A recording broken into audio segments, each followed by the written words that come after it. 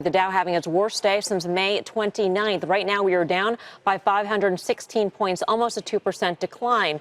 On the newsline is Scott Miner, the Global Chief Investment Officer with Guggenheim Partners, which has $265 billion in assets under management. Just a few minutes ago, he tweeted, just as an iceberg loomed in the distant darkness to be struck by the Titanic under full steam, so the strong U.S. economy approaches the distant fiscal drag of 2020 and rate hikes to contain inflation and an overheating labor market.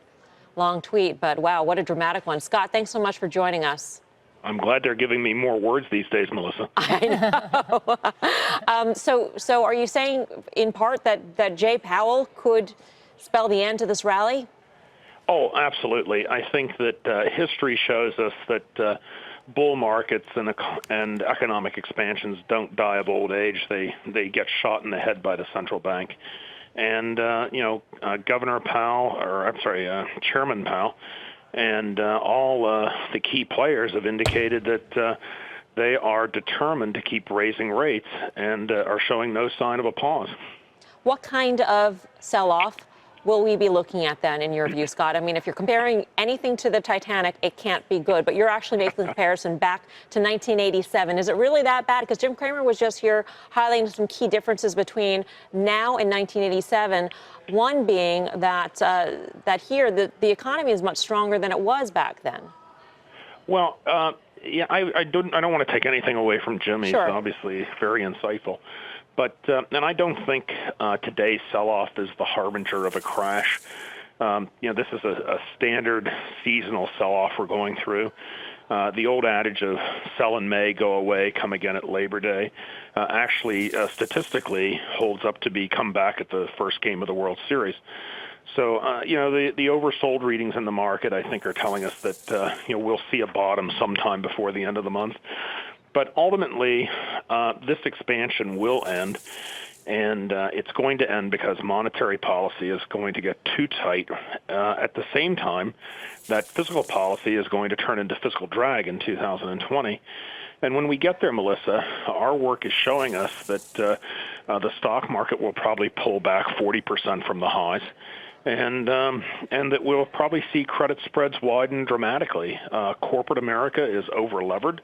The leverage ratio on corporate balance sheets is the highest on record as a percent of GDP. And we would expect to see high yield rates rise by 8% or more by the time we get to the end of the recession. So it's a good time. I tweeted back in August that it might be a good time to take some profits in risk assets.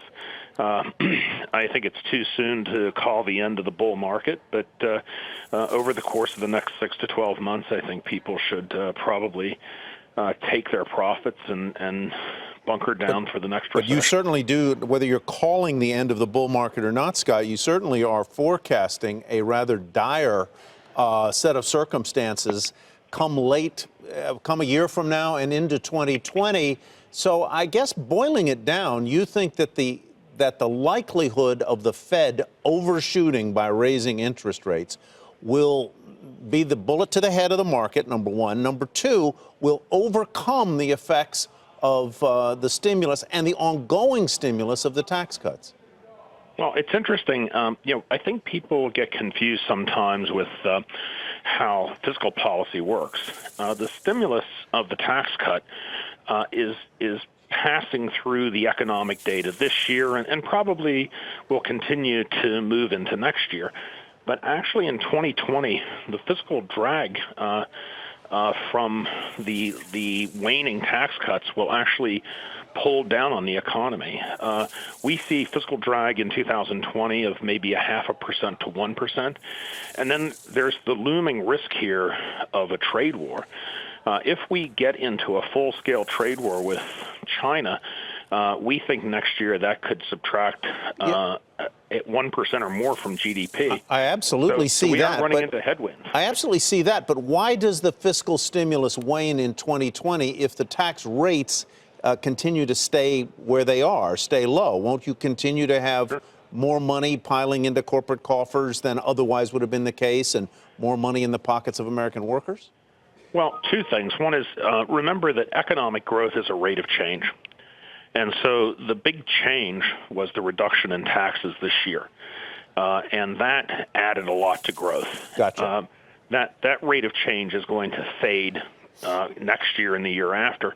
And the other thing is that, as far as cash flows into the coffers of corporate America, our work shows that by the time we get short-term rates up to around 3.5%, the total debt on the balance sheets of corporate America will be eating into free cash flow at a level which would be consistent with a recession. Mm-hmm. So all this debt that we've piled on as a result of QE and easy credit conditions is going to come back to bite us. So, Scott, I just want to underscore what you said in terms of your forecast for the markets. You see a potential bottom by the end of the month, which is essentially the next few weeks, but eventually you see perhaps a 40% decline from highs. Right now, we're 4% off of highs on the S&P 500. How do you position a portfolio for that outcome? Is it going to be a slow fade? Are you short? I mean, what does your portfolio look like in general? Well, given how low the VIX was, we moved away from a lot of our stock holdings into holding options for the upside. Melissa, I am a firm adherent to the advice that was given by Baron von Rothschild when asked the question of what was the secret of his great wealth. He said, "I sold early." So, we've been taking risk off, and we will slowly continue to into the early part of next year and then be hopefully positioned correctly for the next downturn.